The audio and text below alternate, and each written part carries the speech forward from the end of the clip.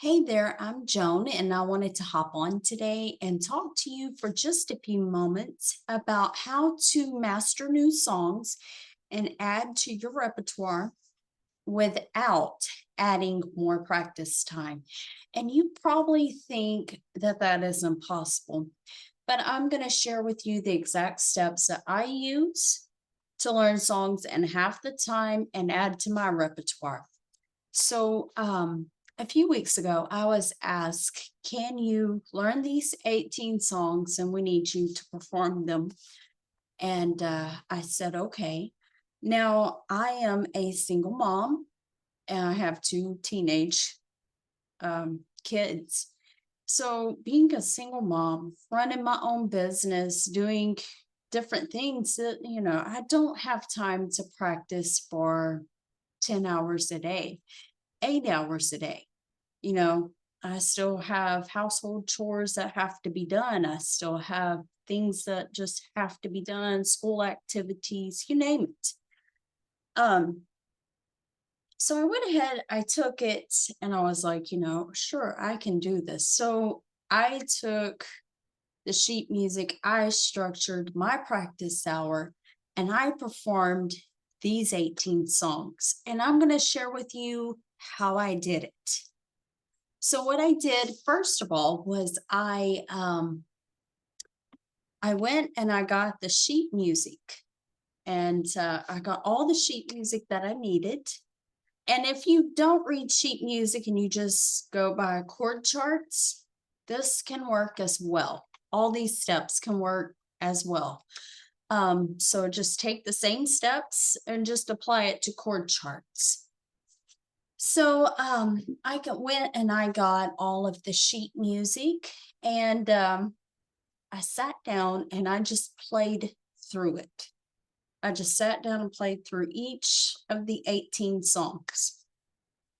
Now, the next day, I took all those songs, and during the practice time, my 1 hour practice time, I would play through and then I'd be like, okay, I don't like these fingerings. And I would write in the fingerings that I thought were most helpful for me. And I'd write in the fingerings. And especially on those trouble spots. And then after that, after my practice session was over, I jumped on YouTube and I made a playlist of those songs with the arrangers. So let's say it's Silent Night arranged by Cindy Berry. I would take that sheet music. Who was it arranged by?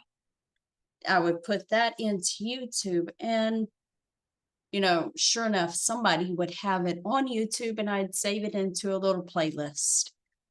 And so what I did, I would just have that just play all day long. I I had all 18 songs on a playlist. And while I was doing my work on Facebook, while I was doing whatever I needed to do, that playlist was just playing. So I'm listening to that playlist the entire time. I'm listening to all those songs that I'm trying to learn. So after I had done that, before I went to bed, so I'd already practiced and just listened to the music all day long. So before I would go to bed, I would have the sheet music on my nightstand and I would just sit there and read through it to the playlist. I'd have the playlist playing and I would read through it like it's a book. And I'd just read through it. Once I got to the end, of course, I'd just close it up, put it on the nightstand, and go to sleep. So after that, um, I would play through the songs. The next practice session, I would play through those songs and I would just mark those troubled areas. If you have measures 17 through 21 that you just cannot get under your fingers, I would take that and I would mark those measures and put parentheses around those measures. And then I would then I would, just go on to the next song. So if the next song had measures 5 and 6 were troubled measures, I put parentheses around those. Now, I didn't do anything with those parentheses. I would just mark them. Go on. Go on to the next song. Oh, I'm having trouble with these measures. Mark them. Go on. Okay, so then after I marked those troubled measures and my practice hour was over, I would get up, put my playlist on, let it go. I would go about my day. At night, I would pick my book up, read through the sheet music, put it down, go about, go on to sleep. And the next day, whenever I would get up and it was time for my practice hour once again, whenever I got that sheet music, I would sit down and measure 17 through 21. I would set a timer for 5 minutes, 10 minutes, whatever it may be, depending on how many songs you have and how many troubled measures you have. I would sit down and I would just super focus. Okay, 17 through 21, I need to just super focus on these measures for 5 minutes. And I just focus on those measures for 5 minutes. Play, play, play, play, play. At the end of that 5 minutes, I would go back to the beginning and play through it. Move on to the next song. I play through those measures. And then the same thing. So I would always visit the troubled measures first. Now, most of the time, once I got to the troubled measures, and I would play through those first and then go back through the whole song. Usually that would resolve those troubled measures. Now, there are some songs that you're going to have to do that a few days, sometimes a week before you get those troubled measures correct and get that flow going through those troubled measures. And so after that, once you get those troubled measures done, sometimes there's this also. Sometimes you'll get the troubled measures to where they're flowing, but they're going very slowly. So take those troubled measures, take a metronome.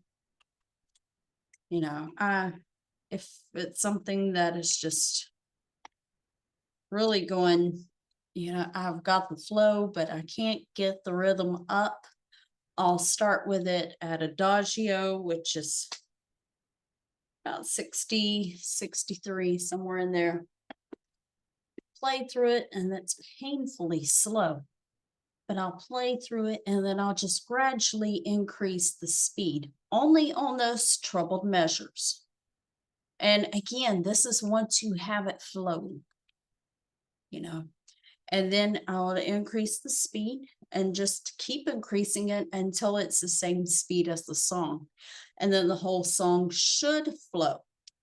And of course, you can do this with a song if the song that you're playing, if you're having trouble with the beat, or you find yourself speeding up or slowing down in the song, you can take a metronome and of course just keep beat, or you can even take it and slow it completely down and then just gradually speed it up. So those were the steps that I used. Once I had it in flow, I just continued every single day. I would sit down for my 1 hour practice. And since it was for a performance, I would sit down and I would practice for an hour. Those 18 songs, usually I would get through it in right about 30 minutes. Once I had the fingerings, once I had the preliminaries done, once I just got to where I just run through the songs, it was about 30 minutes. So about 2 times a day, I would go through all of my songs. And so by the time the 2 weeks was up, I was ready for the performance. And I didn't have to waste extra time unless you consider reading through the music before bed extra time.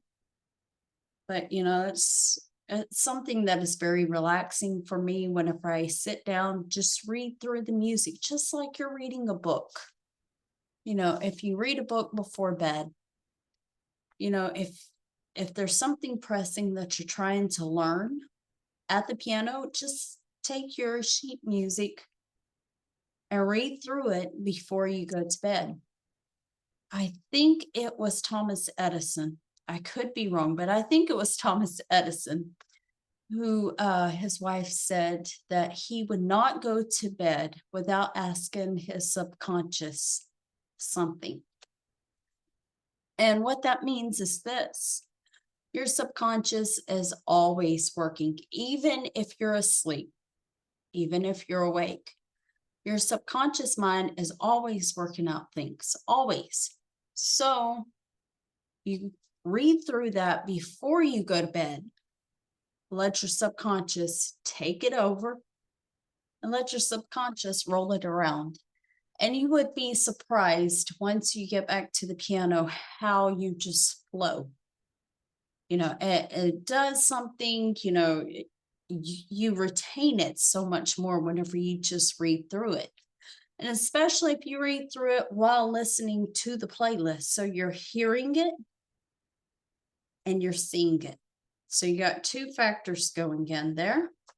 And of course, whenever you're at the piano, you're hearing it, you're seeing it, you're doing it. So that gives it that extra learning curve as well.